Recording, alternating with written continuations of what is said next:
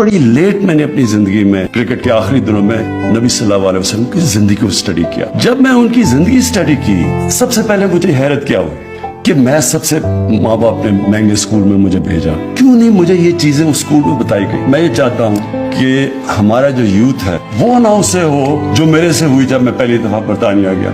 मुझे कोई समझ नहीं थी, मेरी कोई ग्राउंडिंग नहीं थी अपने, मुझे अपनी नबी सल्लल्लाहु अलैहि वसल्लम की जिंदगी का कोई सही माने में इल्म नहीं था। हमारे इंग्लिश मीडियम एजुकेशन ने बेसिकली हमारे तासुर ये डाल दिया कि हम सब पीछे हैं, हमारा दीन आउटडेटेड है, हमारा कल्चर पीछे है, और जो भी है तो वो मगरब है। और ये बदकिस्मती से अभी भी हमारे बच्चों में जिस तरह का सोशल मीडिया पे कंटेंट आ रहा है, फिल्में आती हैं, सब कुछ आता है। दीन में तो कोई जबरदस्ती नहीं है, लेकिन कम से कम हमारे बच्चों को चॉइस तो पता चल जाएगा। अगर ये रास्ते पर चलोगे तो ये इसके मसले हैं, और अगर इस रास्ते पर चलोगे तो ये पता तो चले। बच्चों को चॉइसेस तो अपने बच्चों के सामने रखें।